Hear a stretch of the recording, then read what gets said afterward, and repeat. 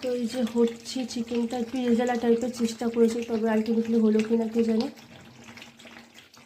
আর এদিকে বসিয়েছি হলো তোমার পোলাওয়ের জল, গরম হচ্ছে। চিকেনটা প্রায় হয়ে এসছে, আর একটু হবে, তারপরে নামিয়ে দেবো। আর এখানে সবে বসিয়েছি হলো পোলাও। পোলাওকে একটু আলাদা আদা দিয়ে দিয়েছি, কাজু কিশমিশ দিয়ে পোলাওটা করেছি। গোবিন্দভোগের চালের পোলাও তো খেতে বেশ দারুণ হয়। আর ফাইনালি যে খাওয়া দাওয়া শুরু হয়ে গেছে। আর পুরো ফুল ভিডিওটা দেখার জন্য কিন্তু আমার চ্যানেল ভিজিট করতে হবে। চ্যানেলে পুরো ভিডিওটাই দেওয়া আছে।